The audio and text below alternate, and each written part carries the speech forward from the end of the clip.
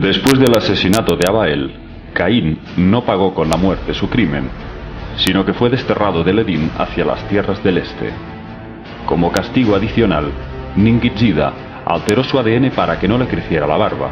Fue como una humillación para que todos le reconocieran por aquel acto vil que había cometido.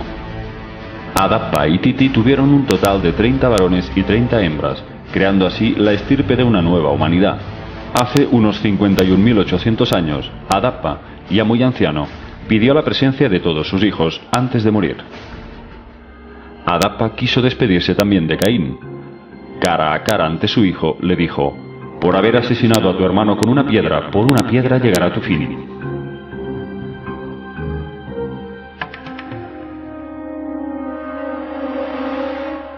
Luego pidió que lo enterraran a orillas del río donde había nacido, de cara al sol naciente. Tras el último aliento, Titi soltó un doloroso grito. Adapa había fallecido a la edad de 55.800 años.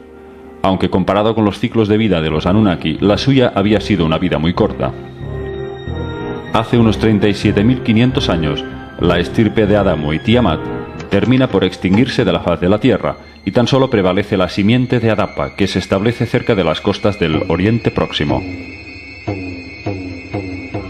Marduk comunicó a su padre Enki su deseo por contraer matrimonio, pero cuando le dijo que su prometida era una hembra terrestre, Enki presintió que su decisión traería graves conflictos, y así sucedió.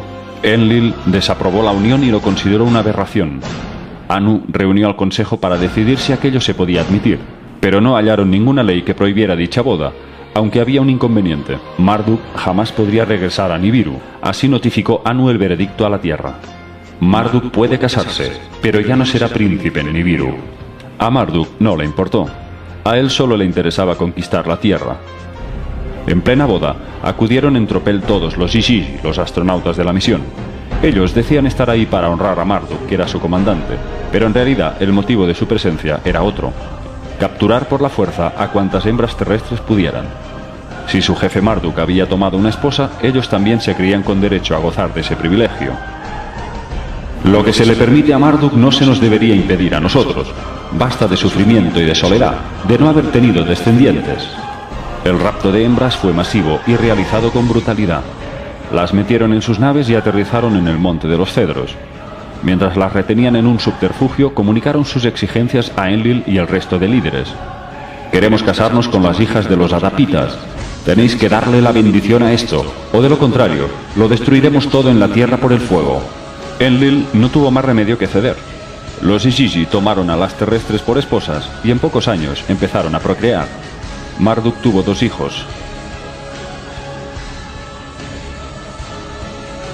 Enlil estaba furioso por tales uniones entre hombres y dioses. Entonces, hace unos 13.000 años, se produjo el gran desastre del diluvio universal, como ya relatamos en el capítulo 4 de esta saga. Cuando las aguas retrocedieron, los Anunnaki regresaron para repoblar la tierra. Entonces descubrieron que el diluvio había destruido todas las ciudades del Edén. Las minas estaban abnegadas de agua y hundidas. Sin el oro estaban perdidos. ¿Qué podían hacer ahora? Fue Ninurta quien, recorriendo con su nave otras vastas regiones del globo, hizo un gran descubrimiento. Oro puro había por todas partes, sin necesidad de refinado ni de fundición. Es un milagro. Según Sitchin, ese lugar no era otro que Tiahuanaco, en Perú. Las avalanchas de agua habían dejado al descubierto cantidades ingentes de oro que se habían desprendido de las cavidades rocosas, dejando a la vista el brillante metal a lo largo de la cordillera de los Andes.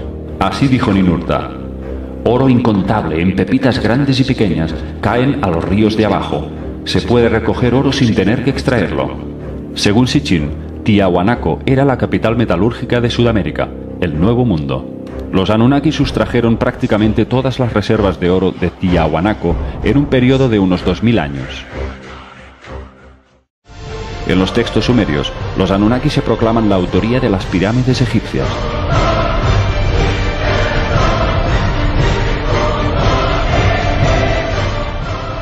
Los Anunnaki cortaron y levantaron las piedras con sus herramientas de poder. Y después de levantar la gran pirámide de Giza, hicieron la más pequeña. Junto a él, en una ubicación precisa, se colocó el pico que era su gemelo. Se diseñó con galerías y cámaras para cristales pulsantes. Remataron la cúspide de la pirámide con la llamada piedra ápice. Era una aleación denominada electro, compuesta por una mezcla de oro, plata y cobre que había diseñado el dios Gibil. También las cúspides de los obeliscos egipcios iban rematados de electro. Al parecer, con esa aleación metálica en la punta de la pirámide se reflejaba la luz del sol hasta el horizonte, otorgándole una función de faro para las naves espaciales.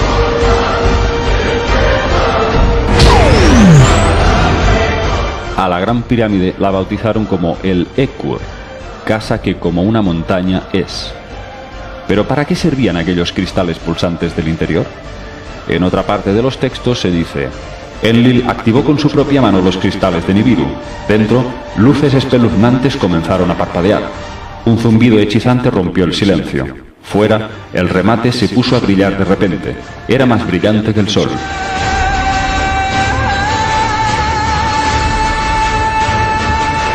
Sobre la función de la Gran Pirámide, los textos dicen: hace descender a los grandes que en los cielos circulan para descansar. Casa que es un punto de referencia para las naves espaciales. Los inicios del conflicto llegaron de la mano de los dos hijos varones de Marduk, Asar y Satu. Asar vivía junto a su padre Marduk en la llamada Tierra Oscura. En cambio, Satu residía junto a Nebat y a su padre Shamgath en el lugar de los aterrizajes. Shamgath era un ser ambicioso y ruin, quien día a día fomentaba injurias contra Asar. Estando con su padre, Asar será el único sucesor. Heredará las tierras fértiles. Shamgath urdió un plan. Invitaron a Asar a tomar vino elixirado. Asar sintió un profundo sopor hasta caer rendido, momento que aprovechó Shamgath con la complicidad del resto para encerrarlo en un ataúd. Cerraron el ataúd con fuertes precintos y al mar lo arrojaron.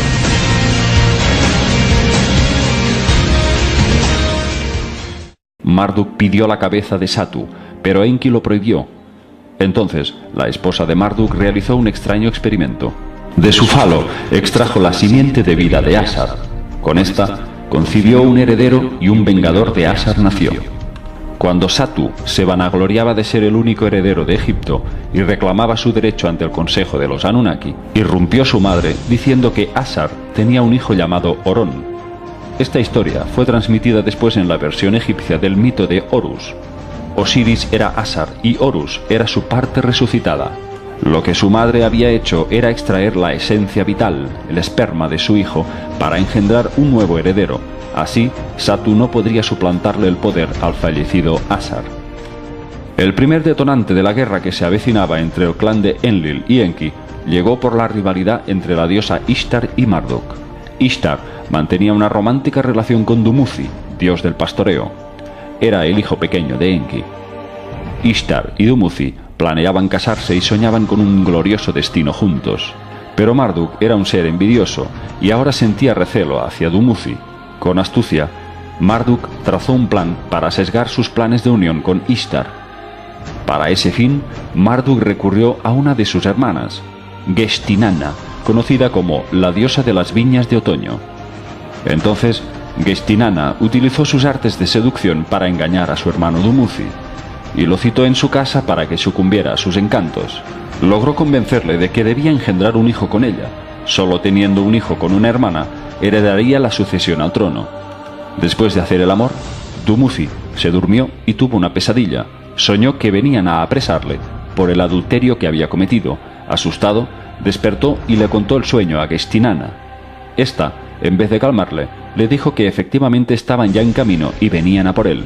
Dumuzi, presa de pánico, salió huyendo de su casa. Corrió y corrió hasta llegar hacia unas peligrosas cataratas. Dumuzi resbaló y cayó. La avalancha de agua destrozó entre la blanca espuma su cuerpo sin vida.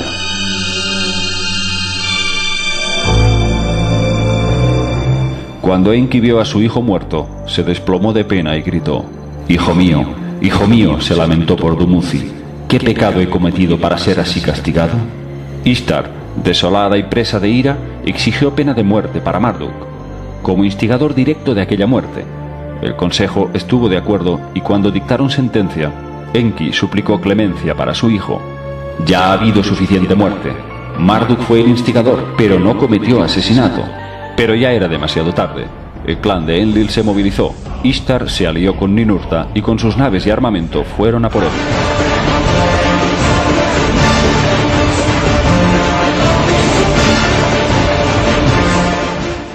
Marduk huyó hacia el norte, en dirección a las pirámides egipcias. Enki pidió a sus hijos Ningishida, Ninagal, Nergal y Gibil que lo protegieran de las garras de Ninurta. Todos aceptaron prestarle apoyo. Todos, menos Ningishida, que seguía receloso con su hermano. Cuando Ninurta y los suyos desplegaron su artillería, dejaron un rastro de muerte y desolación a su paso. Los humanos fueron las víctimas. Ninurta, con su arma que despedaza, les robó los sentidos a las gentes de aquellas tierras. Los canales que llevaban las aguas del río se volvieron rojos de sangre. Cuando Marduk se sintió acorralado ante el fuego constante de sus adversarios, decidió refugiarse dentro de los pasadizos del Ekur, la gran pirámide. Ishtar lanzaba sus proyectiles contra el monumento. Ishtar no podía superar la inmensa estructura de piedra. Sus costados lisos desviaban las armas de ella. Ahora solamente podían alcanzarle entrando en su interior. Y fue Ninurta quien dio el primer paso de introducirse por una entrada secreta. Pero Marduk se escabulló en sus profundas cavidades internas. Entonces Ishkur tuvo una idea. Ya que era casi infranqueable llegar hasta allí, ¿por qué no sepultarle en vida ahí dentro? A Ishtar le pareció una muerte justa, y derrumbaron 3 bloques de piedra para sellar herméticamente la salida.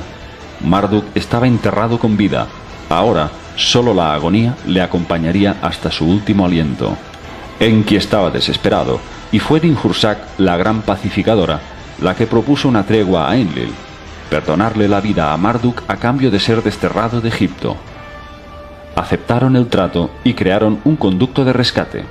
Cuando Marduk ya casi no tenía oxígeno, fue liberado con vida de la pirámide. Enki le hizo volver en sí y le contó las condiciones del rescate. Entonces Marduk, enfadado, dijo: «Hubiera preferido morir que renunciar a mi derecho de nacimiento». Como colofón, Ninurta extrajo los 27 pares de cristales de Nibiru que albergaba la pirámide y los destruyó. Luego ascendió con su pájaro negro y lanzó un rayo contra la piedra ápice y la hizo añicos, ya que ese había sido el símbolo de su enemigo. Marduk tuvo que rendirse al pacto y partió hacia la tierra sin retorno, junto con su mujer Sarpanit y su hijo Nabu.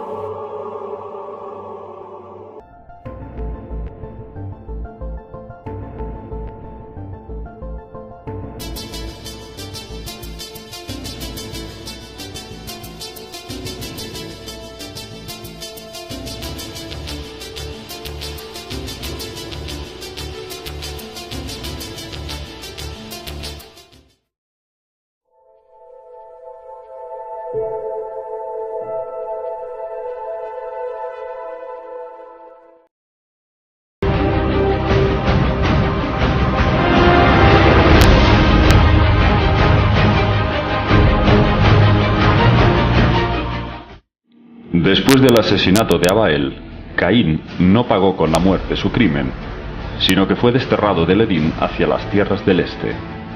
Como castigo adicional, Ningishida alteró su ADN para que no le creciera la barba. Fue como una humillación para que todos le reconocieran por aquel acto vil que había cometido. Adapaitit.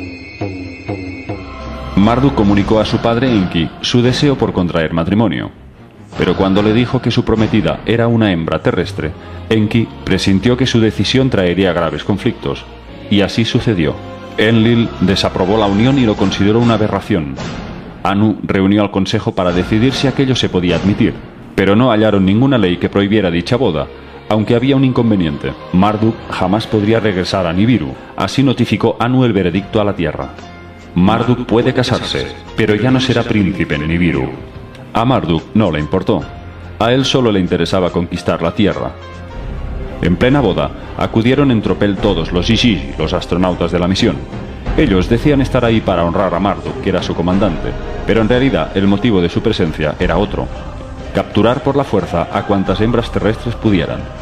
Si su jefe Marduk había tomado una esposa, ellos también se creían con derecho a gozar de ese privilegio. Lo que se le permite a Marduk no se nos debería impedir a nosotros, que lo enterraran a orillas del río donde había nacido, de cara al sol naciente. Tras el último aliento, Titi soltó un doloroso grito. Adapa había fallecido a la edad de 55.800 años. Aunque comparado con los ciclos de vida de los Anunnaki, la suya había sido una vida muy corta. Hace unos 37.500 años, la estirpe de Adamo y Tiamat termina por extinguirse de la faz de la Tierra, y tan solo prevalece la simiente de Adapa, que se establece cerca de las costas del Oriente Próximo. Tuvieron un total de 30 varones y 30 hembras, creando así la estirpe de una nueva humanidad. Hace unos 51.800 años, Adapa, ya muy anciano, pidió la presencia de todos sus hijos antes de morir. Adapa quiso despedirse también de Caín. Cara a cara ante su hijo, le dijo: «Por haber asesinado a tu hermano con una piedra, por una piedra llegará tu fin».